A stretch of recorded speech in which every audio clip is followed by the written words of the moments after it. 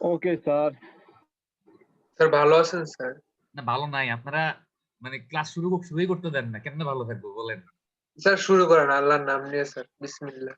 এখন হচ্ছে এই প্রথম টপিক, এই প্রপার্টি গুলাই শেষ করতে পারি নাই, 3 নাম্বার ক্লাস চলে আসছে। আচ্ছা তারপরে বইলা দিই, দেখেন আপনারা যখন আর 1 মিনিট হচ্ছে আমি একটু আপনাদের সাথে নরমাল কথাবার্তা বইলা ক্লাসটা শুরু করি। একটা মনে করেন রুমের ডাইমেনশন বলবেন, রুমটা হচ্ছে এরকম,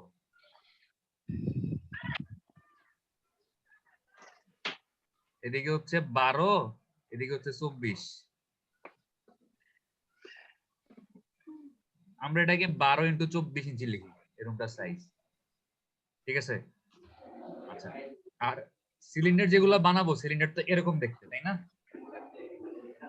সিলিন্ডারের এই ডাইমেনশনটা হচ্ছে 4 ইঞ্চি আর এই ডাইমেনশনটা হচ্ছে 8 ইঞ্চি, অথবা এরকমও হয়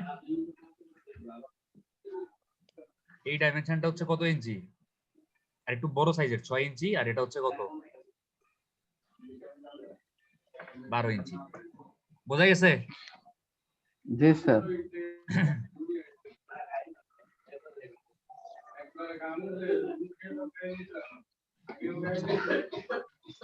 আমরা লাস্ট ক্লাসে হচ্ছে ওয়েদারিং অ্যাকশন এরকম, মানে আমাদের অনেকগুলো ফিজিক্যাল প্রপার্টি আমরা দেখতেছিলাম। আমরা হচ্ছে ওয়েদারিং অ্যাকশন পর্যন্ত মনে হয় দেখছিলাম, একটু specific absolute specific gravity, porosity, void ratio এগুলো আমরা দেখছি, ওয়াটার অ্যাবজর্পশন দেখছি, হাইড্রোফোবিসিটি দেখছি, ওয়েদারিং রেজিস্ট্যান্ট, ওয়াটার পারমিবিলিটি, এই দুটো আমরা দেখছি। আমরা দেখি নাই হচ্ছে এই ফ্রস্ট রেজিস্ট্যান্স থেকে। কার বাসায় জানি পিছনে ব্যাকগ্রাউন্ডে আওয়াজ হচ্ছে, একটু আপনি কষ্ট করে আপনার মাইক্রোফোনটা মিউট করে দেন।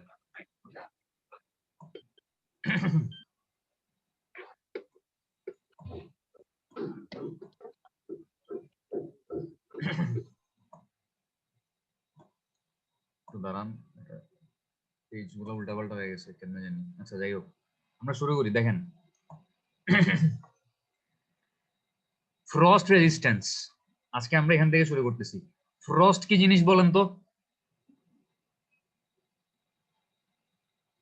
স্যার জমে যাওয়া বায়ুমণ্ডল স্যার। হ্যাঁ, আমরা ফ্রিজের মধ্যে নন ফ্রস্ট ফ্রস্ট ফ্রিজ লেখা থাকে না? নন ফ্রস্ট ফ্রিজ মানে হচ্ছে বরফ কম জমে, বরফ কম হয়, কারণ বরফ বেশি হলে পরিষ্কার করা লাগে, কষ্ট বেশি হয় আমাদের আব্বু আম্মুদের, তাই না? তার মানে ফ্রস্ট রেজিস্ট্যান্স মানে হচ্ছে আপনার কোন একটা ম্যাটেরিয়ালের এরকম জমে যাওয়ার মানে বা রেজিস্ট করার যে প্রবণতা, এটাকে বলা হচ্ছে ফ্রস্ট রেজিস্ট্যান্স। আমাদের দেশের জন্য এটা তেমন কোনো প্রবলেম না, কারণ আমাদের দেশে বরফ পড়ে না। বাট শীত প্রধান দেশগুলোতে এই একটা ম্যাটেরিয়ালের বা একটা মানে কনক্রিটের ফ্রস্ট রেজিস্ট্যান্স কিরকম, এটার উপর অনেক কিছু ডিপেন্ড করে। কেন দেখেন, frost resistance denotes the ability of a water saturated material to endure repeated freezing and thawing with considerable decreases of mechanical strength. আচ্ছা, ওয়াটার স্যাচুরেটেড মানে কি বলেন তো? স্যাচুরেটেড জানি না, সম্পৃক্ত, ওয়াটার সম্পৃক্ত। মানে জিনিসটা কি আমার বাংলায় বুঝাই বলেন। তার মানে যে পোরগুলো আছে, পোরগুলোর মধ্যে পানি আছে। জি স্যার। যদি জি স্যার পুরোটা যতটুকু পানি ধারণ করতে পারে, যদি অতটুকু পরিমাণ পানি থাকে, তাহলে এটাকে কি বলে? কমপ্লিটলি বা ফুললি স্যাচুরেটেড। জি স্যার। আর যদি পুরোটা পানি দ্বারা ফিল আপ না থাকে, অল্প একটু ফিল আপ থাকে বা পার্শিয়ালি ফিল আপ থাকে, এটাকে বলে কি? Partially saturated. ঠিক আছে? জি স্যার। তার মানে দেখেন যে এরকম একটা ম্যাটেরিয়াল যেটা হচ্ছে স্যাচুরেশন, তার মানে কি বলবো, স্যাচুরেশন এবিলিটি আছে, সে পানি ধারণ করতে পারে। এরকম একটা ম্যাটেরিয়ালের ভিতরে যে পানিগুলো আছে, পানিগুলো শীত প্রধান দেশে একবার কি হবে? ফ্রিজিং, মানে পানিগুলো একবার বরফ হবে, আবার কি থয়িং, আবার কি হবে? পানিগুলো গলে যাবে, ঠান্ডা হবে, পানি গলে যাবে। ফ্রিজিং মানে হচ্ছে কি? শক্ত হয়ে বরফ হয়ে যাবে, আইস হয়ে যাবে। আর থয়িং মানে হচ্ছে ওই আইসটা কি হবে? গলে আবার পানি হয়ে যাবে।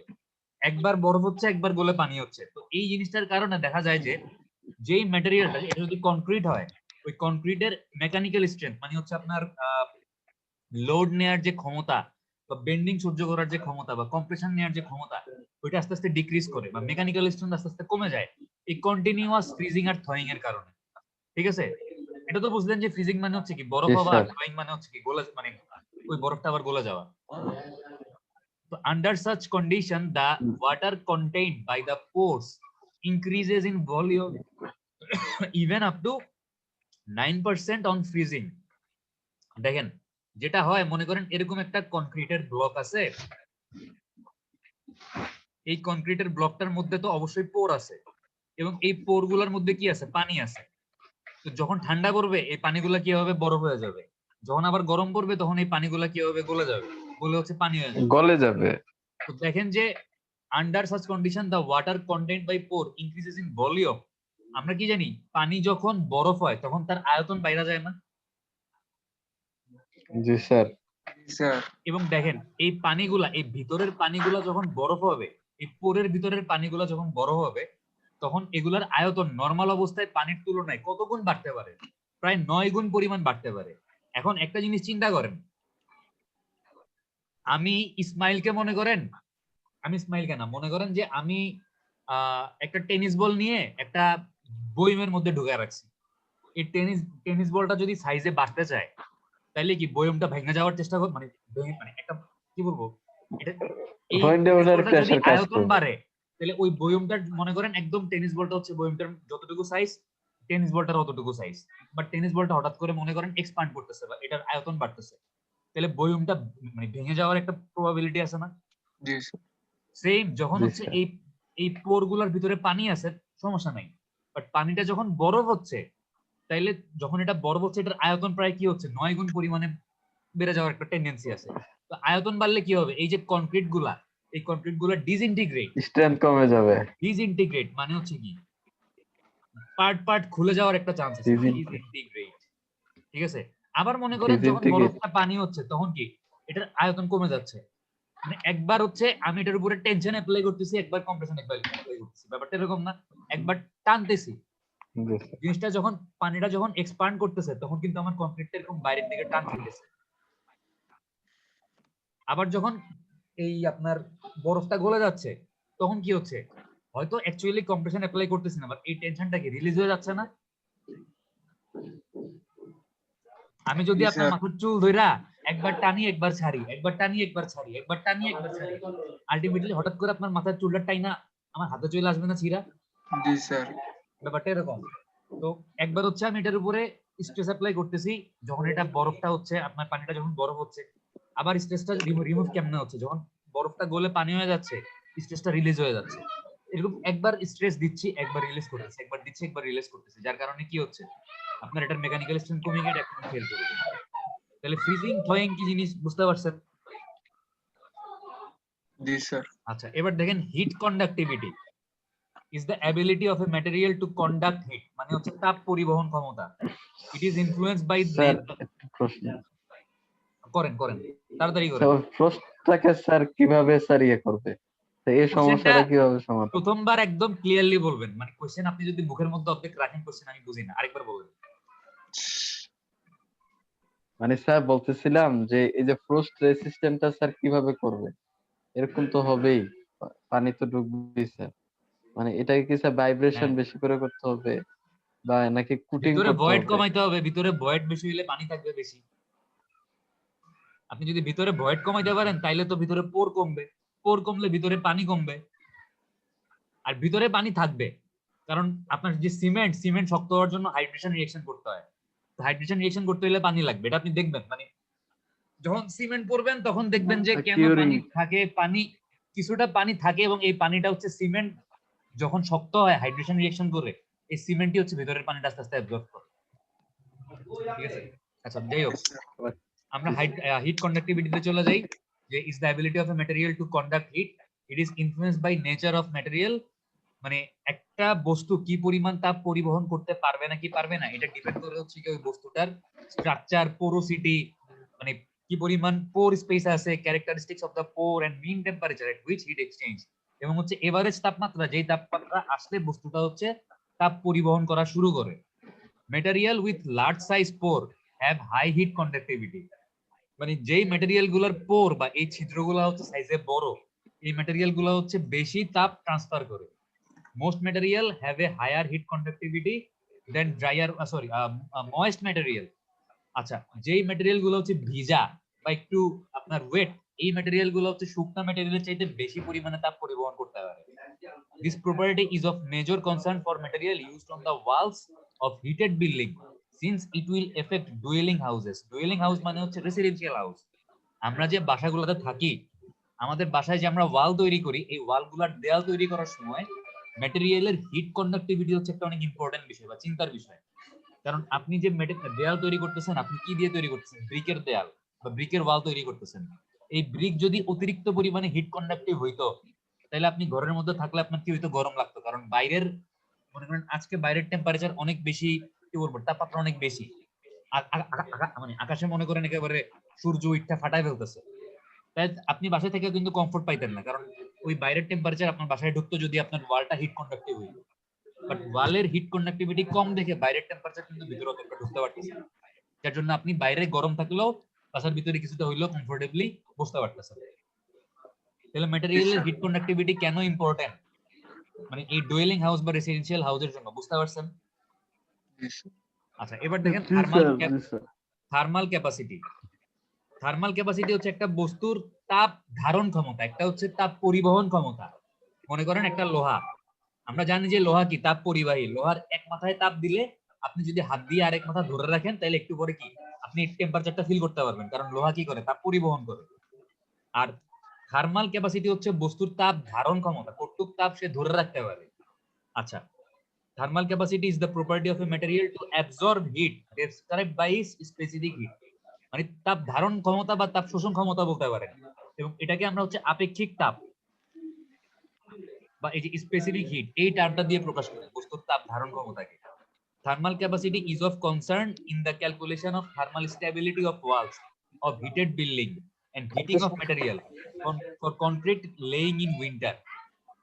আপনি যখন হচ্ছে একটা বস্তুকে কি বলবো, একটা ওয়াল তৈরি করবেন বা এরকম একটা বিল্ডিং তৈরি করবেন, তখন হচ্ছে একটা বস্তু কি পরিমাণ তাপ ধারণ করতে পারে বা কি পরিমাণ টেম্পারেচার অ্যাবজর্ব করতে পারে, এই জিনিসটা আপনাকে মাথায় রাখতে হবে। কারণ মনে করেন যে আমাদের যে বাসাগুলা আপনি চিন্তা করেন যে আপনি যে বাসায় আছেন, আপনাদের এক রুম থেকে আরেক রুমকে আমরা ভাগ করছি কিভাবে, বা নরমালি বিল্ডিংটা ভাগ করা কিভাবে হয়েছে? পার্টিশন ওয়াল দিয়ে। একটা বিল্ডিং এ আল্লাহ মাফ করুক, যখন আগুন লাগে, টার্গেট থাকে এটাই যে বিল্ডিং, মানে এক রুমে যদি আগুন লাগে, পাশের রুমে যেন ওই আগুনটা না ছড়ায়। এখন আপনি আমাকে বলেন যে একটা রুম, মনে করেন এরকম একটা রুম আছে, তার পাশে আরেকটা রুম, আমি মনে করেন একটা দেয়াল আঁকলাম, এটা হচ্ছে একটা দেয়াল মনে করেন, এই রুমে মনে করেন আগুন লাগছে। এখন এই রুমের আগুন এই পাশের রুমে, মানে এটা মনে করেন রুম নাম্বার 1, এটা হচ্ছে রুম নাম্বার 2। তো রুম নাম্বার 1 এর আগুন রুম নাম্বার 2 তে, মনে করেন এই দেয়ালের মধ্যে কোনো, মানে কি বলবো, কোনো জানলা নাই, দরজা নাই, তাহলে এই 1 থেকে 2 তে আপনার এই আগুনটা আসবে কেমন? আসতে পারবে? স্যার প্রথমত আসতে পারবে না, দ্বিতীয় ক্ষেত্রে যদি স্যার হিটটা যদি বেশি ছড়ায় তাহলে স্যার আসতে পারবে স্যার। ভয়েস কথাটা একটু মানে মাইক্রোফোনটা মুখের কাছে নিয়ে বলেন, বুঝতেছি না। স্যার হ্যালো হ্যাঁ ভয়েস বলেন। স্যার যদি আপনারা আমাদের পার্টিশন ওয়ালটা যদি থাকে, তাহলে প্রথমত আগুনটা ছড়াইতে পারে বেশি টেম্পারেচার, মানে আপনার ছাইরা দেয়, মানে হিট কন্ডাক্ট মাল ক্যাপাসিটি, তাহলে স্যার চাপ ওই পাশে যে আসবাবপত্র আছে ওইটাতে আগুন ছড়াতে পারে স্যার। আচ্ছা, হ্যাঁ, মানে আমি আপনাকে বলি যেটা হচ্ছে সেটা, যদি এই দুই ওয়ালের মাঝখানে মানে এই দুইটা রুমের মাঝখানে ওয়াল ছাড়া আর কোনো আসা যাওয়ার জায়গা না থাকে, একটা ওয়াল আছে, একটা সলিড মনে করেন ইটের দেয়াল আছে বা কনক্রিটের ওয়াল আছে, তাইলে কিন্তু আপনার আগুনটা ছড়াইতে অনেক বেশি টাইম লাগবে, বা মনে করেন যে মানে অনেক ক্যান্সার ছড়াবে না। হয়তো এই রুমে যারা আছে, এই রুমে যদি কোনো মানুষ থাকে, তারা টেম্পারেচারটা ফিল করতে পারবে, কিন্তু আগুন আসবে না। এখানে যদি একটা জানলা থাকতো বা একটা দরজা থাকতো, দরজাটা মনে করেন কাঠের দরজা, তাহলে কিন্তু ওই দরজা আগুন ধরে, মানে আপনার এই আগুনটা এক রুম থেকে আরেক রুমে খুব ইজিলি ছড়াইতে পারে।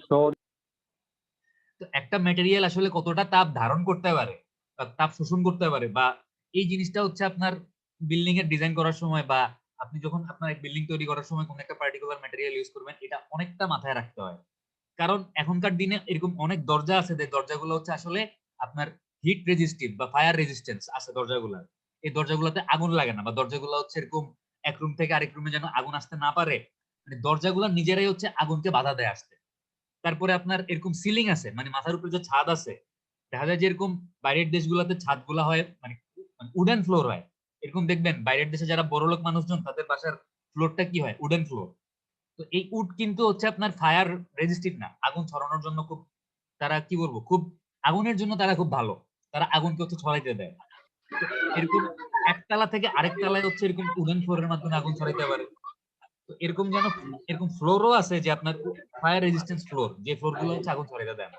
ঠিক আছে, তাহলে বুঝতে পারলেন যে এই থার্মাল ক্যাপাসিটি আপনার কেন ইম্পর্টেন্ট। আরেকটা জিনিস দেখেন যে for concrete laying in winter, শীতকালে যখন আপনার কনক্রিট কাস্টিং করা হবে, আমি দেখি নাই বা এরকম প্র্যাকটিক্যালি পড়িও নাই কোথাও, বাট হয়তো বাইরের দেশগুলোতে শীতকালে কনক্রিট ঢালাই দেওয়ার সময় কনক্রিটটাকে টেম্পারেচার দিয়ে একটু মানে চেষ্টা করা হয় এটা টেম্পারেচার একটু বেশি রাখার জন্য। কারণ যদি কনক্রিটের টেম্পারেচার কমে যায় তাহলে দেখা যাবে যে কনক্রিটের মধ্যে যে পানি আছে ওই পানিগুলো ঢালাইয়ের আগেই বরফ হয়ে গেছে চলে যেতে বা কনক্রিটটাকে শক্ত করে জমাট স্যার বাঁধায় দিচ্ছে। স্যার বুর্জ খলিফাতে স্যার এমন হয়েছিল স্যার, আপনার ওই যে তারা আচ্ছা, রাত্রে বেলা ঢালাই করতো স্যার, দিনের বেলা ঢালাই দিত না। দিনের বেলা কি ঠান্ডা পড়তো? ঠান্ডা পড়ার কথা তো রাত্রে বেলা। স্যার দিনের বেলা গরম, স্যার দিনের বেলা গরম ছিল তো এই কারণে স্যার অতিরিক্ত গরমে স্যার ছাড়া দিত এগুলা স্যার। রাত্রে বেলা এক হইতে পারে যে অতিরিক্ত গরমে কনক্রিটটা জমাট বাঁধতে পারবে না, আরেক হইতে পারে যে অতিরিক্ত ঠান্ডায় কনক্রিটটা আপনার ঢালাই দেওয়ার আগেই জমাট পেতে যাবে। বিভিন্ন টাইপের প্রবলেম হইতে পারে। এটা তো স্যার দুবাইতে তো স্যার হ্যাঁ। বরফ পড়ে না। দিনের বেলা গরম পড়ে, রাত্রে বেলা ঠান্ডা পড়ে। আচ্ছা, এবার হচ্ছে আমরা আমাদের পরের পয়েন্টটাতে যাই। দেখেন থার্মাল কন্ডাক্টিভিটি গেল,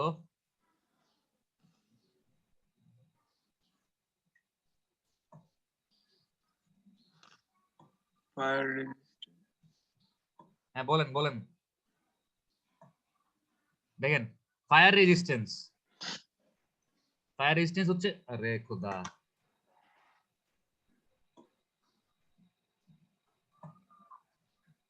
fire resistance is the ability of a material to resist the action of high temperature without any appreciable deformation and substantial loss of strength. আচ্ছা দেখেন, ফায়ার রেজিস্ট্যান্স হচ্ছে একটা ম্যাটেরিয়ালের আগুনকে প্রতিহত করার ক্ষমতা, এবং সে প্রতিহত করবে কিভাবে, তার স্ট্রেংথেরও তেমন কোনো ডিক্রিজ হবে না, তার চেহারা সুরতেরও তেমন কোনো পরিবর্তন হবে না। একটা ওয়াল, আপনি যদি একটা ইট নিয়ে ইটটারে একটু আপনি মনে করেন 5 মিনিট 6 মিনিট 10 মিনিট আগুনে পোড়ান, তাহলে ইটটার কালার বাদে আর তেমন কোনো চেহারা সুরতের পরিবর্তন আসবে? আছে। না স্যার, আপনারা যে বারবিকিউ করার সময় ইট ইউজ করেন, এই ইট তো দেখা যায় যে 1 ঘন্টা 2 ঘন্টা 3 ঘন্টা আগুনে পুড়তেছে, এই ইটের কি চেহারা সুরতের তেমন কোনো পরিবর্তন আসে? না স্যার। কালো হয়ে যায়। কালো হয়ে যায়, পরিবর্তন- কারণ অনেকক্ষণ তাপ দেওয়ার কারণে বা অনেকক্ষণ পুরানোর কারণে এটা কালার চেঞ্জ হয়। কিন্তু ইট কিন্তু দেখবেন মোটামুটি শক্তই আছে।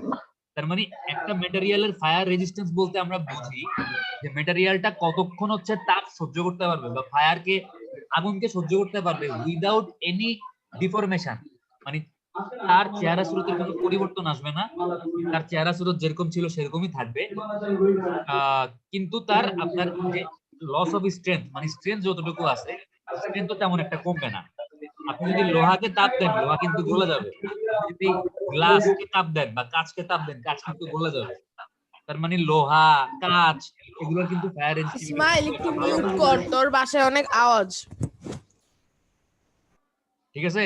আচ্ছা সবাই মিউট করে রাখবেন, যার যদি কোনো কোশ্চেন করতে মন চায় দেন আনমিউট করে কোশ্চেন করেন। আর আমি যদি কোনো কোশ্চেন করি, আপনারা তো নিশ্চয়ই ক্লাস করার টাইমে মানে জুমে ঢুইকা ঘুরতে চলে যান না, আশা করি ল্যাপটপ নিয়ে সামনেই থাকেন। যদি বলি যে কিছু জিজ্ঞেস করি জাস্ট আনমিউট করে আনসার দিবেন, আর বাকিটা সময় মিউট করে রাখেন, ঠিক আছে, যাতে নয়েজটা একটু কম হয়।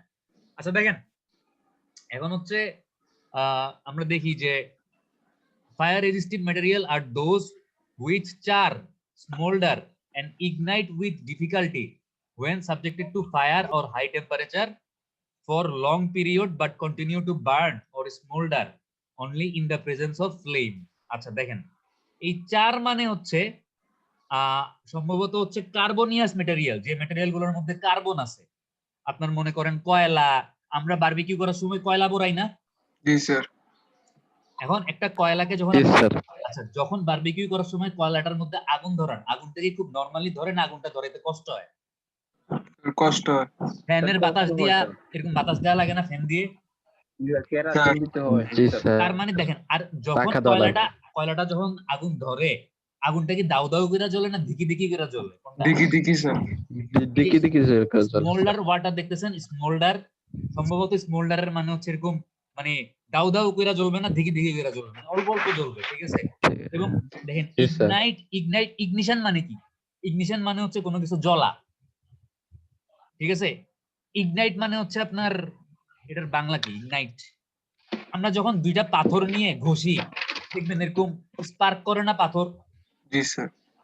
এটাকে এটাকে বলা হচ্ছে স্পার্ক করা। আর এই যে আগুন ধরতেছে বা এই যে স্পার্ক থেকে আগুন ধরে যাচ্ছে এটাকে বলা হচ্ছে ইগনাইট করা বা ইগনিশন হওয়া, ঠিক আছে?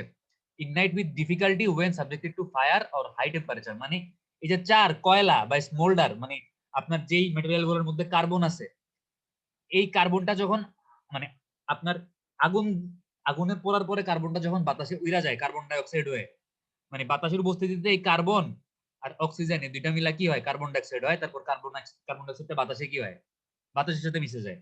তখন হচ্ছে এইটারে আপনি আগুন ধরাইতে গেলে এই কয়লাটারে এটা আগুন সহজে মানে ধরবে না, আগুন ধরতে অনেক সময় লাগবে। আর আগুন যদিও মানে ধরে দেখবেন অনেকক্ষণ ধরে জ্বলবে, কিন্তু এটা জ্বলবে হচ্ছে গিয়ে অল্প অল্প জ্বলবে, মানে ওই যে ধিকি ধিকি যেটা বলে আস্তে আস্তে জ্বলবে, ঠিক আছে? জি স্যার। আচ্ছা, এরপর দেখেন যে long period but continue to burn or smoulder only in the presence of flame. এবং এটা কেমনে জ্বলবে? এটা কিন্তু আপনি একবার আগুন এটার কাছে নিয়ে আগুনটা সরাই ফেললে কিন্তু জ্বলবে না, আপনার এটার কাছে আগুন সবসময় রাখতে হবে, মানে একটা শিখা, আগুনের শিখা এটার কাছে রাখতে হবে। এরকম ম্যাটেরিয়াল কি আছে? Wood impregnated with fire proofing chemical. কাঠ কিন্তু নরমালি খুব ভালো মতো জ্বলে, বাট আপনি যদি কাঠের উপরে একটা ফায়ার প্রুফিং কেমিক্যাল, আগুনকে প্রতিহত করতে পারে এরকম কেমিক্যালের একটা কোটিং দেন, বা কাঠের উপর একটা বার্নিশ করেন এরকম একটা কোটিং দিয়ে, তাহলে ওই কাঠটা কিন্তু আপনার কি হবে, ওই কাঠটা সহজে আগুন ধরবে না, ঠিক আছে? নন কম্বাস্টিবল ম্যাটেরিয়াল। কম্বাসন মানে কি? কম্বাসন মানে হচ্ছে দহন বা আগুন ধরা, বা আমরা ছোটবেলায় দহন বিক্রিয়া করছি না, যে কোনো বস্তু অক্সিজেনের উপস্থিতিতে কতটা পুড়তে পারে বা জি কতটা স্যার। আগুন ধরতে পারে, এটাকে হচ্ছে দহন বলে বা জি কম্বাসন স্যার। বলে। জি স্যার। নন কম্বাসিবল ম্যাটেরিয়াল হচ্ছে যেই মানে ম্যাটেরিয়াল গুলা অক্সিজেনের উপস্থিতিতে পুড়ে না বা আগুন ধরে না। তো নন কম্বাস্টিবল ম্যাটেরিয়াল নাইদার স্মোল্ডার নর চার under the action of temperature. মানে আপনার কি বলবো, যেই ম্যাটেরিয়াল গুলো হচ্ছে আপনার চারও না আবার হচ্ছে স্মোল্ডারও না, এবং যে ম্যাটেরিয়াল গুলো হচ্ছে আপনার আগুন মানে আগুন ধরবেই না, মানে সহজে আগুন ধরে না যেগুলোতে, এগুলাকে বলা হচ্ছে non combustible material. Some of the material neither crack nor lose shape such as clay brick. মানে মানে টেম্পারেচার বাড়লেও বা আগুন ধরাইলেও এগুলোর মধ্যে কোনো ক্র্যাক ফর্ম করে না, এগুলোর শেপও চেঞ্জ হয় না। যেমন এক্সাম্পল দিলাম ব্রিকের, আপনি যদি ব্রিকের মানে একটা ব্রিককে একটা ইট নিয়ে 1 ঘন্টা আগুনের মধ্যে ভালা রাখেন, বড় জোর এটা কি হবে, কালো হবে, ওইটার শেপও চেঞ্জ হবে না, ওইটার মধ্যে কোনো ক্র্যাকও ফর্ম করবে না। whereas some other like steel suffer considerable deformation under the action of high temperature। আর অপরপক্ষে লোহা বা স্টিল বা অ্যালুমিনিয়াম এগুলাকে যদি আপনি তাপ দেন, এগুলা দেখবেন যে আস্তে আস্তে গলা শুরু করছে বা মেল্ট হয়ে গলে যাবে, বা দেখবেন একটু চেহারা মানে ডিফর্ম হয়ে যাবে, চেহারা শুরু পুরো পাল্টায় যাবে টেম্পারেচার, মানে যদি হাই টেম্পারেচার এগুলাকে আপনি রাখেন। তাহলে ফায়ার রেজিস্ট্যান্স মানে বুঝছেন?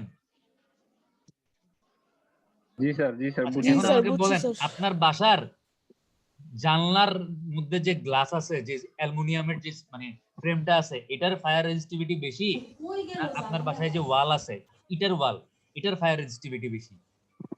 স্যার অ্যালুমিনিয়ামটা বেশি না?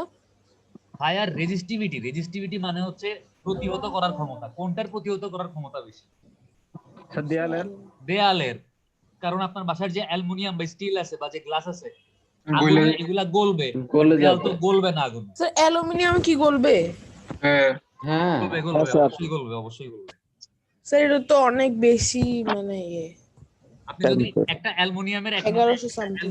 একটা কি বলবো একটা মানে প্লেট নিয়ে এক মাথায় তাপ দেন আর এক মাথা ধরেন, দেখবেন যে মানে টেম্পারেচার ফ্লো করতেছে, অবশ্যই গলবে। ওকে স্যার। এরপর দেখেন refractoriness denotes the ability of a material to sir withstand. বলেন বলেন। স্যার থার্মাল গ্লাস গুলো যেটা বলে থার্মাল গ্লাস গুলো এগুলো কি স্যার ইটের থেকে ফায়ার রেসিস্ট্যান্স বেশি নাকি ইটের বেশি? ইটের থেকে বেশি না, কারণ ইটের হচ্ছে ন্যাচারালি ফায়ার রেজিস্টিভিটি বেশি, বাট এই যে থার্মাল গ্লাস বলতেছেন বা আপনার ফায়ার রেজিস্টিভ ডোর, যে দরজাগুলো হচ্ছে আগুনকে আপনার আটকাচ্ছে, এগুলো তো আসলে ন্যাচারাল না, এগুলো হচ্ছে আর্টিফিশিয়াল, আপনি জোর করে এগুলারে বানাইতেছেন। হয়তো Yes. এরা কিছু একটা সার্টেন সময়, নরমাল একটা দরজা মনে করেন আধা ঘন্টাও আগুনকে ঠেকায় রাখতে পারবে না এক রুম থেকে আরেক রুমে যাইতে, বাট এই ফায়ার রেজিস্ট্যান্স ডোরের কাজ হচ্ছে ফায়ার ব্রিগেড আসতে, মনে করেন ফায়ার ব্রিগেড আসতে, আপনি জানেন যে আপনার আপনি যে শহরে থাকেন ওই শহরে আপনি ফায়ার ব্রিগেডের ফোন দিলে আসতে 1 ঘন্টা সময় লাগবে। এই ফায়ার রেজিস্ট্যান্স ডোরের কাজ হচ্ছে ওই 1 থেকে 1.5 ঘন্টা আগুনটাকে আটকায় রাখা, ও ঠিক আছে? বুঝতে পারছি স্যার। স্যার বুঝছি স্যার। এবার দেখেন কমার্শিয়াল বিল্ডিং গুলোতে স্যার এর হ্যাঁ। সামনে গ্লাস ব্যবহার করা হয়েছে। হ্যাঁ, কমার্শিয়াল তাহলে বিল্ডিং স্যার এটা গুলোতে কি দেখতে সুন্দর লাগার জন্য ঝুঁকিপূর্ণ না? গ্লাস ব্যবহার করা হয়, কিন্তু গ্লাস কিন্তু আগুনের জন্য রিস্কি। মানে আপনি একটা গ্লাস নিয়ে একটু টেম্পারেচার দিলে দেখবেন গ্লাসটা গলে গেছে, এটা বাট আছে। ফেটে যাবে। জি স্যার, সূর্যের আলোতে স্যার একটা জায়গা। আমার মনে আছে আমি যখন মানে এসএসসি পরীক্ষা দিছিলাম, এসএসসি প্র্যাকটিক্যালের সময় আমার প্র্যাকটিক্যাল মানে অ্যামোনিয়া জানি কি একটা পড়ছিল, আমি হচ্ছে টেস্ট টিউব ফাটাই ফেলছিলাম, এরকম মানে বোকার মতো টেম্পারেচার দিচ্ছিলাম টাস করে টেস্ট টিউব ফেটে গেছিল। মানে নিয়ম ছিল হচ্ছে আপনার ওই যে বুনসেন বার্নার দিয়ে আমরা তাপ দিতাম না ছোটবেলায়, আমিও মনে আছে? জি স্যার, বুনসেন বার্নার। আপনার ওই অ্যামোনিয়া টেস্ট করার সময় এরকম টেস্ট টিউব নিয়ে হচ্ছে টেস্ট টিউবটাকে একবার বুনসেন বার্নারের মানে সামনে নেওয়া লাগে আর আবার সরাই ফেলতে হয়, মানে কন্টিনিউয়াস আপনার ওটার মানে ওটার সামনে রাখা যায় না। নাড়াই তো কন্টিনিউয়াস রাখলে কি হয়, কন্টিনিউয়াস রাখলে টেম্পারেচার বাড়তে বাড়তে একটা সময় টেম্পারেচার এতই বাড়ে যে গ্লাস ফেটে যায়। তা আমার প্র্যাকটিক্যালের সময় আমার হচ্ছে ওটা ফেটে গেছিল, তো যার জন্য আমি মনে হয় একটু ধরা গেছিলাম। যাই হোক, দেখেন refractoriness denotes the ability of a material to withstand prolonged action of high temperature without melting or losing shape. Fire resistance মানে হচ্ছে কতক্ষণ আপনার আগুনকে আটকায় রাখতে পারবে, আর রিফ্রেক্টরিনেস এটার মানে হচ্ছে অনেক লম্বা সময় ধরে যদি একটা বস্তুকে আপনি আগুনের মধ্যে এক্সপোজড অবস্থায় রাখেন, সে উইদাউট মেল্টিং মানে সে গলবে না, and losing shape without losing shape মানে তার শেপের কোনো পরিবর্তন আসবে না, সে কতক্ষণ হচ্ছে এই আগুনের ইফেক্টটাকে রেজিস্ট করতে পারে, বা আগুনের ইফেক্টের কারণে ধরে তার রাখতে পারি।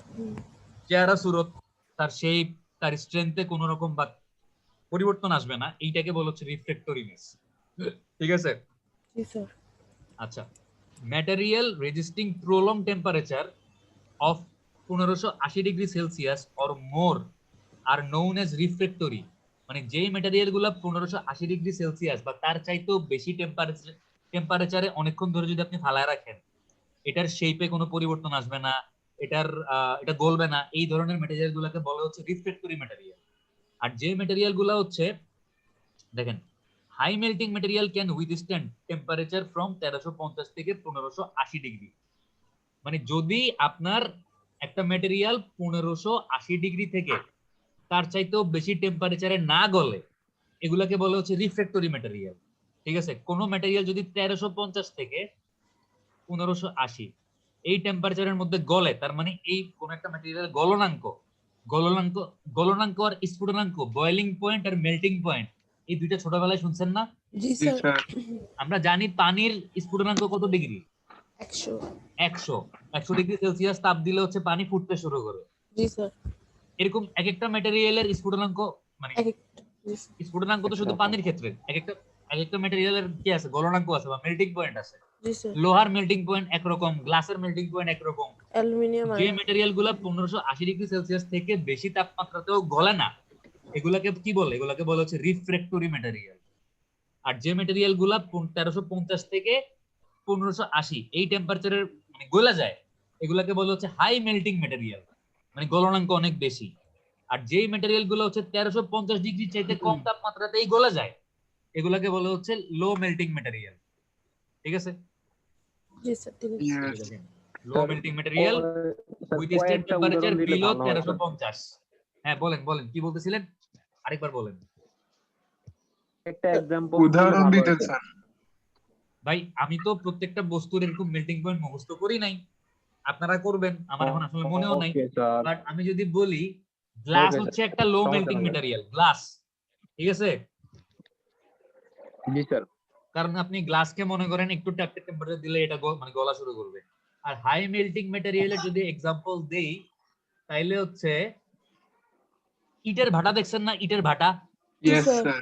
ইটের জি, স্যার। ভাটায় এরকম একটা কি থাকে, হ্যাঁ হ্যাঁ হ্যাঁ হ্যাঁ। লম্বা রুম একটা থাকে। পিলার থাকে চুল্লি। চুল্লি। হ্যাঁ হ্যাঁ। এই চুল্লির ভিতরে কিন্তু এখানে অনেকগুলা কম্পার্টমেন্ট থাকে। কম্পার্টমেন্ট মানে হচ্ছে জি রুমের স্যার। মতো। এই রুমের রুমগুলোর মতো। মধ্যে হচ্ছে ইট ঢুকাই দিয়ে আগুনে পোড়ায়।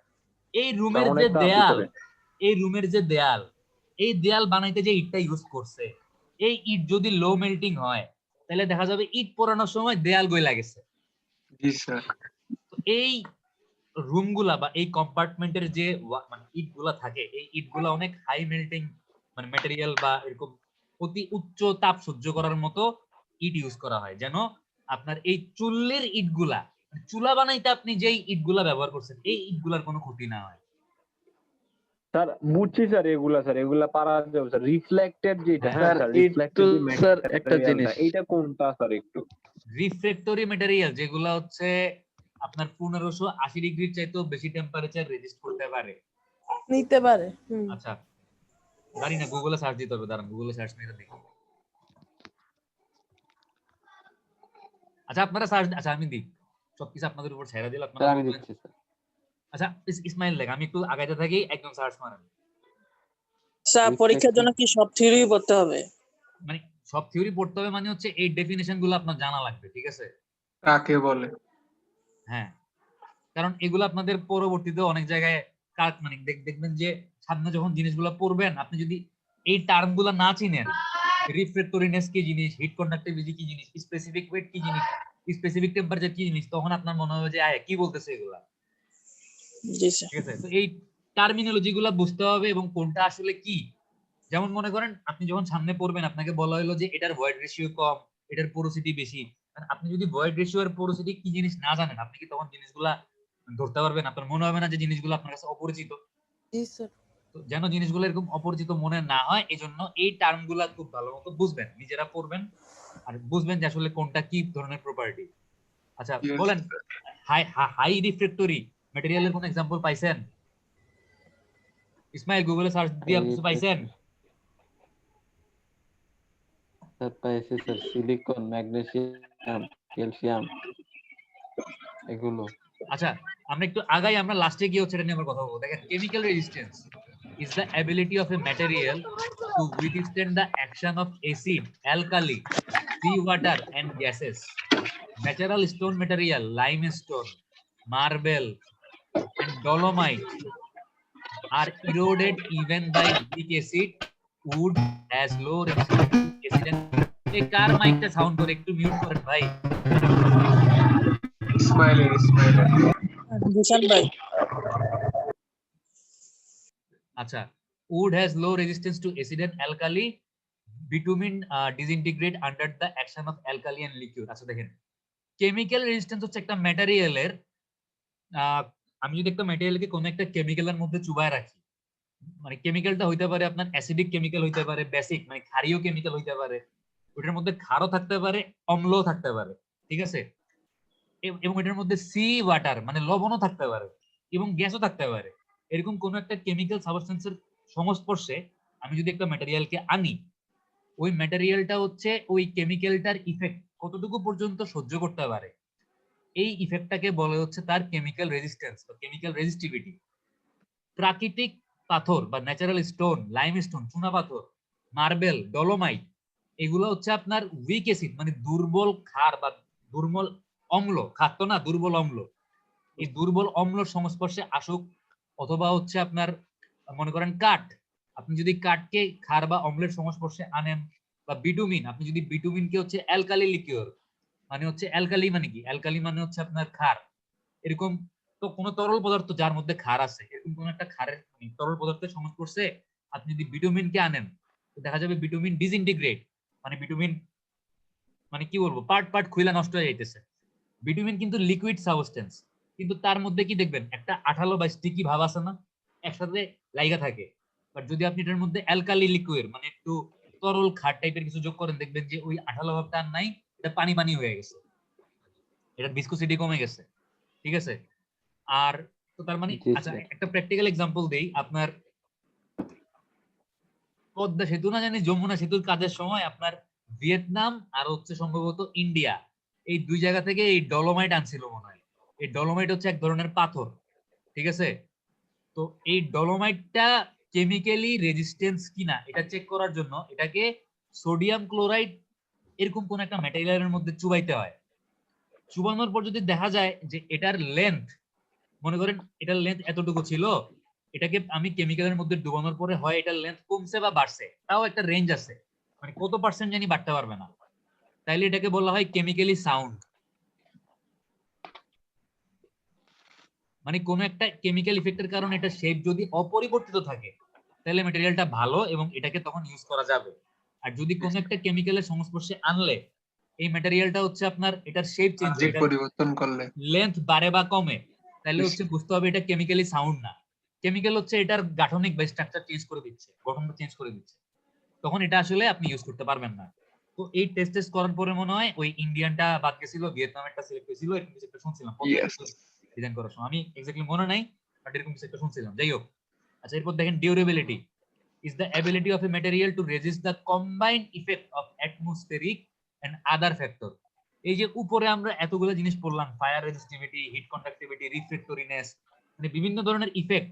আপনার একটা হচ্ছে অ্যাটমসফেরিক ইফেক্ট, মানে হচ্ছে এনভায়রনমেন্ট বা বাতাসের যে আপনার বাইরের যে টেম্পারেচার, রোদ, বৃষ্টি, এই ইফেক্ট, এবং এর পাশাপাশি বিভিন্ন ধরনের কেমিক্যাল ইফেক্ট, ফায়ারের ইফেক্ট, তারপর হচ্ছে আপনার আর যা যা আছে সবকিছু রেজিস্ট করার যে ক্ষমতা একটা ম্যাটেরিয়ালের, এগুলাকে একত্রিত ভাবে বা কম্বাইন্ডলি বলে হচ্ছে ম্যাটেরিয়ালটার ডিউরেবিলিটি, অথবা বাংলায় যদি বলি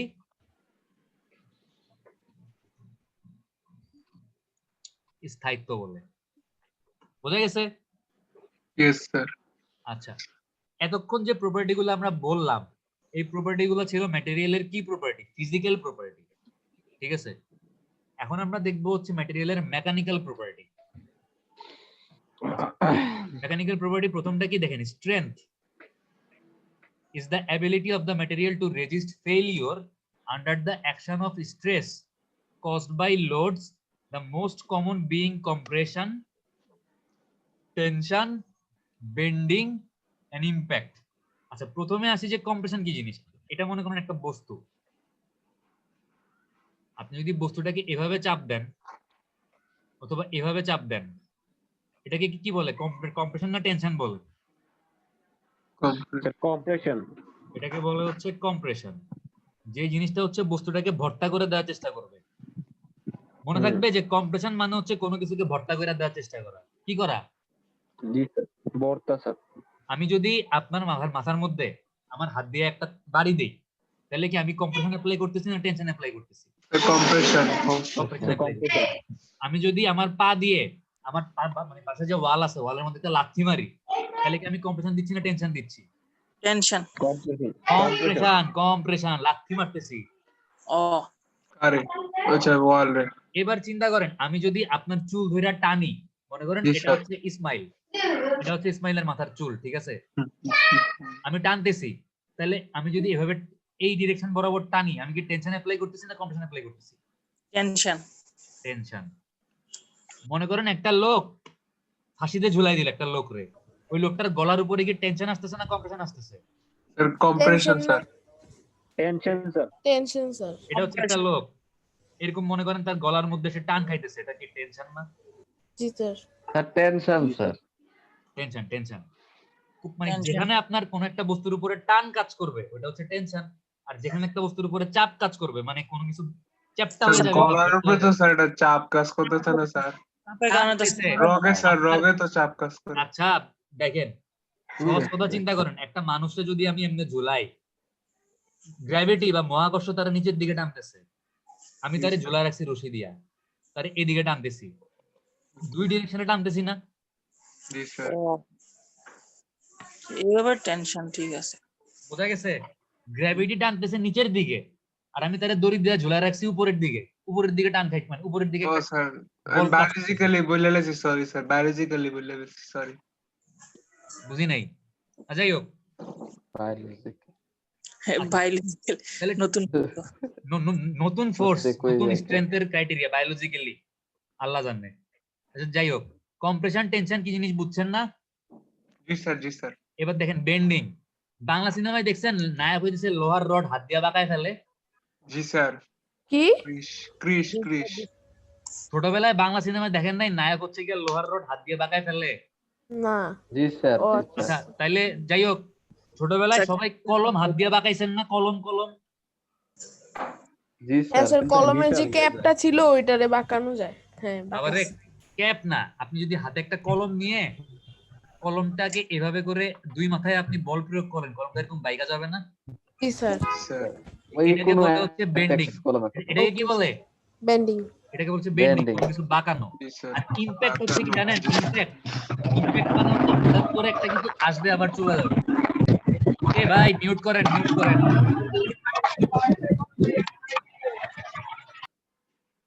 আচ্ছা দেখেন, মনে করেন আমি আপনার গালের মধ্যে একটা ঘুষি মারলাম, ঠিক আছে? তাহলে কি হইলো? আপনি হঠাৎ করে একটা ঘুষি খায় আবার একটু পরে একটা বল হঠাৎ করে প্রয়োগ হয়ে আবার বলটা সরে গেল না? বা জি মনে স্যার। করেন একটা ট্রেন স্যার। চলতেছে, ট্রেন, এই পয়েন্টে ট্রেনের এই চাক্কাটা কতক্ষণের জন্য থাকবে? 1 সেকেন্ড বা 2 সেকেন্ডের জন্য থাকবে না? ইভেন 1 সেকেন্ডও না, মাইক্রো জি স্যার। সেকেন্ড। একটা ট্রেন মনে করেন সামনে আগাইতেছে, আমি একটা পয়েন্ট চিন্তা করতেছি, এই পয়েন্টে ট্রেনের চাক্কাটা কতক্ষণ ধরে লোড অ্যাপ্লাই করবে? সেকেন্ড স্যার, মানে মিলি মাইক্রো সেকেন্ড বা সেকেন্ড। মানে মিলি সেকেন্ড বা মাইক্রো সেকেন্ড হবে হয়তো, মানে চোখের পলকে চলে যাবে। জি এটাকে বলে হচ্ছে আপনার ইমপ্যাক্ট জি লোড, স্যার। যে ও লোডটা একটা হঠাৎ করে আসতেছে এবং সঙ্গে সঙ্গে আবার রিমুভ হয়ে যাচ্ছে, ঠিক আছে? স্যার এখানে কি স্যার ইমপ্যাক্ট যেটা হয় এটা কি স্যার হ্যাঁ। অবস্থার কোনো পরিবর্তন ঘটায়? অবস্থার পরিবর্তন প্রথমে ঘটায় না, কিন্তু কন্টিনিউয়াস যদি আপনি এরকম অ্যাপ্লাই করতে থাকেন তাহলে এটার পরিবর্তন ঘটবে। আমি যদি আপনার চুল ধইরা টানলাম ছাড়লাম ইমপ্যাক্ট লোড, টানলাম ছাড়লাম ইমপ্যাক্ট লোড, ওকে এরকম করি, প্রথম চলে প্রথম আসবে কিছু স্যার। হবে না, 5 বার বা 6 বারের টাইমে গিয়ে আপনার মাথার থেকে চুল ছিঁড়ে আমার হাতে চলে আসবে। জি স্যার। ঠিক আছে। যদি ভয়েস বিশ্বাস না হয় টাইনা দেখেন। জি স্যার বুঝছি। বয়স আমি জি আসি। স্যার বিশেষ হয় sir. The importance of studying the various strengths will be highlighted from the fact that materials such as stone and concrete have high compressive strength, but a low 1 to 1 to 50 tensile bending and impact strength. আচ্ছা একটা জিনিস মনে রাখবেন যে আপনার concrete বা পাথরের compression নেয়ার ক্ষমতা অনেক বেশি, বাট তাদের বেন্ডিং, টেনশন এবং ইমপ্যাক্ট লোড নেয়ার ক্ষমতা হচ্ছে অনেক কম, এবং সে যতটুকু কম্প্রেশন নিতে পারে তার মাত্র 5 ভাগ থেকে 50 ভাগ সে হচ্ছে নিতে পারে কি টেনশন Impact, অথবা বেন্ডিং অথবা হচ্ছে আপনার ইমপ্যাক্ট। জি স্যার। এবার আমার এমন একটা মেটেরিয়ালের নাম বলেন যে মেটেরিয়ালটা টেনশন বেন্ডিং অনেক ভালো নিতে পারে এবং ইমপ্যাক্ট অনেক ভালো নিতে পারে, এরকম একটা মেটেরিয়ালের নাম বলেন তো। রাবার। রাবার। রাবার। রাবার রে বাঁকাইলে বাঁকে না? জি স্যার। আপনি যদি আপনার হাতে একটা রাবার নিয়ে একটু ভাঙার চেষ্টা করেন, ছোটবেলায় কেউ রাবার ভাঙেন নাই? জি স্যার বাংসি স্যার, অনেক বাংসি। ভাঙছেন। আছে। হ্যাঁ, রাবারের মোটামুটি বেন্ডিং পাওয়ার আছে, প্লাস্টিকের বেন্ডিং পাওয়ার কম বাট রাবারের বেশি। কিন্তু আমাদের আশেপাশে কনস্ট্রাকশনের কাজে ব্যবহার হয় এরকম একটা মেটেরিয়ালের নাম বলেন যেটার টেনশন নেওয়ার ক্ষমতাও ভালো, বেন্ডিং নেওয়ার ক্ষমতাও ভালো, ইমপ্যাক্ট নেওয়ার ক্ষমতাও ভালো। Sir rod. স্টিল বা রড রড স্টিল বা রড রড। হ্যাঁ, জি স্যার। জি স্যার। Rod sir, rod. এটা মনে রাখবেন, নরমালি যখন আমরা একটা বিম চিন্তা করি, একটা বিম, এই বিমের মধ্যে কি আছে? এরকম রড আছে না? ইয়েস জি স্যার। স্যার। জি একটা স্যার। বিমের মধ্যে কম্প্রেশনও আসে, টেনশনও আসে। তো এই বিমটা বানাইতে আমি যে কংক্রিটটা ব্যবহার করছি, এই কংক্রিটটা হচ্ছে কম্প্রেশনটুকুকে ব্যালেন্স করে, কারণ কংক্রিটের কম্প্রেশন নেওয়ার ক্ষমতা বেশি, জি আর স্যার। ভিতরে যে রড গুলো আছে সে হচ্ছে কি টেনশনটাকে ব্যালেন্স করে, কারণ স্টিলের টেনশন নেওয়ার ক্ষমতা বেশি, ঠিক আছে? জি স্যার। আচ্ছা, তাহলে স্ট্রেংথ কি জিনিস আশা করি বুঝতে পারছেন। আমরা এর পরের পয়েন্টটাতে চলে যাই, কারণ লাস্ট এটা শেষ হবে না, এটা শেষ করতে হবে। আচ্ছা, শেষ। আর বেশি নেই, দেখেন হার্ডনেস উচ্চুত theory. is the ability of a material to resist penetration by a harder body. Most scale is used to find the hardness of material. It is a list of 10 mineral arranged in the order of increasing hardness. Hardness of metal and plastic is found by indentation of a steel ball. কিছুই বুঝি নাই, তাই না? জি sir. Hardness মানে জি, হচ্ছে sir. একটা জি sir. বস্তুকে যদি আপনি আরেকটা বস্তু দিয়ে গুতা মারেন, ওই বস্তু থেকে যদি আপনি পেনিট্রেট বা ভেদ করার চেষ্টা করেন, তখন ওইটা আসলে কতটুকু প্রতিহত করতে পারে এটাকে বলা হচ্ছে হার্ডনেস, ঠিক আছে? এবং এটা মেজার করা হয় কোন ইউনিটে বা কোন স্কেল দিয়ে, এটাকে বলা হচ্ছে মোস স্কেল। এই স্কেলটা হচ্ছে একটু গুগলে সার্চ দিলে দেখবেন যে এরকম 10টা ম্যাটেরিয়ালের নাম আছে এবং প্রত্যেকটার হার্ডনেসের ভ্যালুগুলো দেয়া আছে। সবচাইতে হার্ড ম্যাটেরিয়াল প্রবাবলি হচ্ছে ডায়মন্ড, সবচাইতে শক্ত ম্যাটেরিয়াল, ঠিক আছে, হীরা। হীরার হার্ডনেস প্রবাবলি সবচেয়ে বেশি। তো এটা মেজার করা হয় হচ্ছে আপনার এটা আমাদের ল্যাবরেটরিতেও একটা যন্ত্র আছে, ওই যন্ত্রটা হচ্ছে মাথায় এরকম একটা নিডেল থাকে আর এখানে একটা স্টিলের বল থাকে। আপনি এই স্টিলের বল দিয়ে একটা মনে করেন লোহার টুকরা নিলেন, এই লোহার টুকরাটাকে চাপ দিবেন। এই চাপ দেওয়ার পরে চাপ দিয়ে কি করবেন, এটা ফুটা করে ফেলার চেষ্টা করবেন বা এটার মধ্যে একটা পেনিট্রেট করার ট্রাই করবেন এবং একটা নির্দিষ্ট পরিমাণ আপনি 1 মিনিট বা মানে 5 সেকেন্ড বা 6 সেকেন্ড একটা নির্দিষ্ট পরিমাণ টাইম আপনি এটাকে চাপ দিয়ে এই স্টিলের বলটাকে সরাই ফেলবেন। দেখবেন যে এটার গায়ের মধ্যে স্টিলের বলের কোনো ইমপ্রেশন বা দাগ পড়ছে কি, ঠিক আছে? এবং ওই দাগ থেকে বা ওই মানে কতটুকু আসলে এটার শেপ বা চেহারা বা স্টিল বলটা কতটুকু পেনিট্রেট করতে পারতেছে, এটা থেকে হচ্ছে হার্ডনেস মেজার করা হয়। আচ্ছা, তো এরপর দেখেন elasticity is the ability of a material to restore its initial form and dimension after the load is removed. Within the limit of elasticity of solid body, the deformation is proportional to the stress. Ratio of unit stress to unit deformation is termed as modulus of elasticity. A large value of it represents a material with very small deformation. কি বুঝছেন বলেন? কিছু বুঝছেন? জি sir, মানে হচ্ছে বস্তুটা sir আগের অবস্থায় আসার ইলাস্টিসিটি প্রবণতা। মানে হচ্ছে একটা বস্তুকে কতক্ষণ মানে সে তাপ মানে বল প্রয়োগ করার পরে তার অবস্থায় পরিবর্তন হবে এবং ওই বলটা সরাই ফেলার পরে তার আগের অবস্থায় ফিরে আসার যে প্রবণতা বা ফিরে আসার যে ক্ষমতা, এটাকে বলা হচ্ছে ইলাস্টিসিটি। আপনি যদি একটা গ্রাফ চিন্তা করেন এরকম, মনে করেন এক্স অক্ষে আপনি বসাবেন হচ্ছে স্ট্রেস। স্ট্রেস মানে কি? আমরা চাপ পড়ছি না ছোটবেলায়, চাপ, জি স্যার। চাপের সংজ্ঞা কি চাপ ছিল? দেওয়া প্রতি আর কি। একক বর্গ ক্ষেত্রফলের উপর প্রযুক্ত বলের মানকে চাপ বলে আমরা পড়ছিলাম না? জি স্যার পড়ছিলাম। তার মানে চাপ বা পড়তেছি। স্ট্রেস মানে হচ্ছে লোড ডিভাইডেড বাই কি? এরিয়া। জি sir. Load divided by area. আমি মনে করেন এক্স অক্ষে বসাবো হচ্ছে স্ট্রেস আর ওয়াই অক্ষে বসাবো হচ্ছে কি? স্ট্রেইন বা ডিফরমেশন বা বিচ্যুতি, ঠিক আছে? তো দেখেন যে আমি মনে করেন একটা লোহার টুকরা নিলাম, আমি এটাকে এই দুই মাথা বরাবর টানতেছি। আমি যত টানবো বা যতটুকু বল প্রয়োগ করব, আমি এই বল মনে করেন আমি এটাকে 100 কিলো নিউটন বলে টানতেছি, এদিকে ওটা 100 কিলো নিউটন, এদিকে 100 কিলো নিউটন। আচ্ছা, আমি যদি এটাকে একটু বড় করে চিন্তা করি, এই মাথাটা দেখতে এরকম না? মাথাটা দেখতে কি এরকম? জি স্যার, এমন স্যার। আমি যদি এখন এই 100 কিলো নিউটনকে এই এরিয়াটা দিয়ে ভাগ করি, এই cross sectional diameter sorry area, তাহলে আমি এটা স্যার বুঝছি স্যার। স্ট্রেসটা মানে এই স্ট্রেসের ভ্যালুটা পেয়ে যাব না? জি স্যার, জি স্যার। প্রথমে মনে করেন আমি 100 কিলো নিউটন বল অ্যাপ্লাই করলাম, এটার দৈর্ঘ্য ছিল মনে করেন 4 ফিট। 100 কিলো নিউটনের দৈর্ঘ্য ছিল 4 ফিট, মানে হ্যাঁ, আমি মনে করেন এই ফোর্সের মান আরেকটু বাড়াইলাম, 110 করলাম, এটার দৈর্ঘ্য 2 ইঞ্চি বা 3 ইঞ্চি বাড়বে না আস্তে আস্তে এরকম করে? তো এরকম কতটুকু স্যার, বাড়তেছে, বাড়বে আমি স্যার। এখান থেকে স্ট্রেনের ভ্যালুগুলো পাবো না? জি স্যার। আমি যদি একটা গ্রাফ জি আঁকি স্যার। ভ্যালুগুলো দিয়ে, আমি দেখবো একটা নির্দিষ্ট সময় পর্যন্ত এই গ্রাফটা হচ্ছে এরকম স্ট্রেট লাইন বা লিনিয়ার আসবে, মানে যতটুকু স্ট্রেস অ্যাপ্লাই করব স্ট্রেনটা তার কি হবে? প্রপোর্শনাল হবে। এরপরে গিয়া দেখবো হুম। আপনার কম বল প্রয়োগ করলেও স্ট্রেন অনেক বেশি হইতেছে, মানে অল্প বলেই এটার দৈর্ঘ্য অনেক বেশি বেড়ে যাচ্ছে, এরকম একটা লাফ দিবে, বুঝছি। ঠিক আছে? স্যার এবং এক সময় তো ছিঁড়ে যাবে না স্যার? এই পয়েন্টটাকে বলে হচ্ছে ইল্ড পয়েন্ট, এবং একটা সময় গিয়ে ছিঁড়ে যাবে, এটাকে বলা হচ্ছে ফেলিওর পয়েন্ট। এই গ্রাফটা হচ্ছে হয়তো শাফি স্যার আপনাদেরকে আরো ভালো মতো পড়াবে, যে স্ট্রেস স্ট্রেনের জিনিসগুলা শাফি স্যার আরো ভালো মতো পড়াবে। আমি জাস্ট হালকা একটা এক্সাম্পল দিলাম, ঠিক আছে? তো এই যে আপনার যতটুকু পর্যন্ত স্ট্রেস আর স্ট্রেইন হচ্ছে প্রপোর্শনাল বা লিনিয়ার, এই লিমিটটাকে বলে হচ্ছে ইলাস্টিক লিমিট। আর যখন হচ্ছে তার এই জিনিসটার প্রপোর্শনাল নাই, স্ট্রেস স্ট্রেইন, এটাকে বলা হচ্ছে প্লাস্টিক পয়েন্ট বা প্লাস্টিক লিমিট। এই ইল্ড পয়েন্টের পরে সে কোন জোনে চলে গেছে? প্লাস্টিক জোনে চলে গেছে, সে কিন্তু ইলাস্টিক জোনে নাই।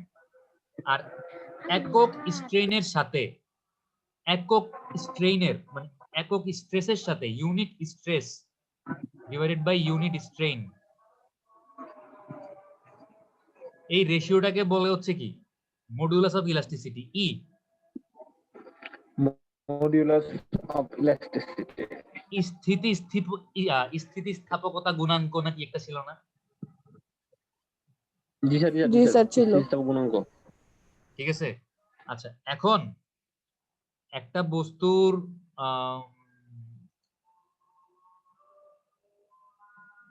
মডুলাস অফ ইলাস্টিসিটির ভ্যালু যদি অনেক বড় হয় তাহলে কি বুঝবেন? সে মানে বেশি স্ট্রেস নিতে পারে না কম স্ট্রেস নিতে পারে, কি বুঝবেন? স্যার বেশি নিতে পারে স্যার। কেন? কারণ মনে করেন স্ট্রেস অ্যাপ্লাই করতেছেন 200 কিলো নিউটন, মানে এটারে স্ট্রেসে কনভার্ট করবেন, বাট ইউনিট স্ট্রেন ডিফরমেশন যদি কম হয়, ডিফরমেশন যদি ছোট ভ্যালু হয়, তাহলে তো আমার ই এর মানটা বড় আসবে। বাট যদি নিচের এই আপনার ইউনিট স্ট্রেসের মানটা বড় হয়, মানে স্ট্রেস অ্যাপ্লাই করলে যদি একটা বড় মানের স্ট্রেন পাই, তাহলে তো ই এর মানটা ছোট হয়ে যাবে, ছোট হয়ে যাবে না? জি স্যার। তার মানে মডুলাস অফ ইলাস্টিসিটির ভ্যালু যত বড় তত হচ্ছে বস্তুটা বেশি স্ট্রেস নিতে পারে। ঠিক আছে, এই দেখেন এখানে বলা আছে a large value of it represent a material with very small deformation, মানে এই ম্যাটেরিয়ালটার ডিফরমেশন কম হয় যদি আপনি দেখেন যে ই এর ভ্যালুটা বেশি। ঠিক আছে, ওকে। এবার দেখেন প্লাস্টিসিটি কি জিনিস? Is the ability of a material to change its shape under load without cracking and to retain this shape after the load is remove. মানে একটা বস্তুকে বল প্রয়োগ করার পরে তার চেহারা স্বরূপ পাল্টাবে এবং ওই বলটা অপসারণ করার পরে তার চেহারা স্বরূপ আগের অবস্থায় ফেরত আসবে না, কিন্তু বস্তুটার মধ্যে কোনো ক্র্যাক বা ফেইলিউরও হবে না। বস্তুটা কিন্তু ফেল করতেছে না, কিন্তু তার চেহারা স্বরূপ পাল্টা যাচ্ছে, তার আগের অবস্থান নাই। এই প্রপার্টিটাকে বলা হচ্ছে গিয়া বস্তুর প্লাস্টিসিটি। সাম অফ দা, আচ্ছা মনে করেন একটা হুন্ডা অ্যাক্সিডেন্ট করলো, অ্যাক্সিডেন্ট করে হুন্ডার সামনে যে প্লাস্টিক আছে প্লাস্টিকটা থ্যাবড়ায় গেছে, কি হয়ে গেছে?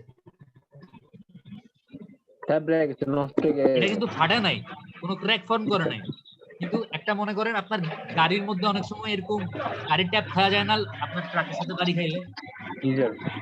এই জিনিসটা হচ্ছে। আবার কে জানি মিউট করে নাই, একটু মিউট করেন, একটু মিউট করেন ইসমাইল। এটা হচ্ছে আপনার একটা বস্তু মনে করেন ডিফর্ম হয়েছে কিন্তু কি ফেল করে নাই বা ক্র্যাক হয় নাই বা ছিঁড়ে যায় নাই, এটাকে বলা হচ্ছে বস্তুর প্লাস্টিসিটি।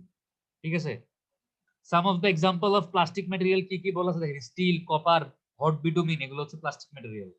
মানে এগুলোর মধ্যে আপনি যদি বল প্রয়োগ করেন এগুলা ডিফর্ম হবে কিন্তু ফেল করবে না, ফেল করবে ওই প্লাস্টিক লিমিট শেষ হওয়ার পরে, যখন তার অবস্থা আরো ক্রিটিক্যাল হবে তখন ফেল করবে। যখন ফেলিউর লিমিটে যাবে তখন স্যার। হ্যাঁ হ্যাঁ হ্যাঁ। আচ্ছা, এবার হচ্ছে আমরা আরেকটু দেখি, আমাদের আর মনে হয় একটা দুইটা প্রপার্টি আছে, শেষ করে দিব আজকে এটা প্লাস্টিসিটি। স্যার আজকে এতটুকু পর্যন্ত রাখেন না স্যার। স্যার আর না স্যার। এই টপিকটা আজকে শেষ করে দিলে ভালো হবে। স্যার মাথাটা হ্যাং হয়ে গেছে। স্যার এখন একটা দুইটা পয়েন্টের জন্য একটা টপিক ভালো রাখার কোনো মানে হয় না। স্যার আজ একটু পড়াটা বেশি হয়ে গেছে স্যার একটু। আচ্ছা, আর মনে হয় কিছু নাই ওই ভিতরে, অন্যদের স্লাইড এখানে ভুলে চলে আসছে, এগুলো আপনাদের স্লাইড না আসলে। আচ্ছা, আমার মনে হয় শেষ, প্লাস্টিসিটি পর্যন্ত তো দাঁড়ান দেখি আলহামদুলিল্লাহ। প্রপার্টি কি কভার হইছে। ওই কেডা এমন করে? কম্প্রেশন, টেনশন, বেন্ডিং, ইমপ্যাক্ট বললাম।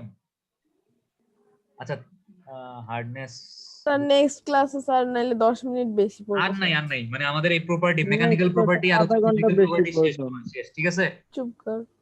মোটামুটি শেষ। ওকে, জি স্যার। মোটামুটি তার মানে আরো অনেক আছে।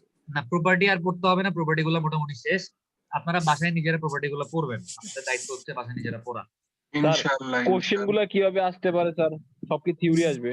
এখান থেকে আমি আপনাদেরকে বলতে পারি যে what is the elasticity of a material, what is the plasticity of a material, মানে 5 মার্কস এর এরকম ছোটখাটো ডেফিনিশন আসতে পারে, অথবা বলতে পারি যে স্যার, শর্টলি ডেসক্রাইব দা, পার্থক্য আসতে পারে স্যার, মানে দুইটা আসতে পারে। হইছে। আমি প্লাস্টিসিটি আর ইলাস্টিসিটির মধ্যে পার্থক্য জিজ্ঞেস করতে পারি, আসতে পারে। আপনি যদি জিনিসগুলো বুঝেন আপনি আপনার মতো পার্থক্য বানায় লিখবেন। ইসমাইল চায়ের কাপ দেখাইতেছেন কি জন্য? নিড এ ব্রেক স্যার, এটার চিহ্ন। ওরে বাপ রে।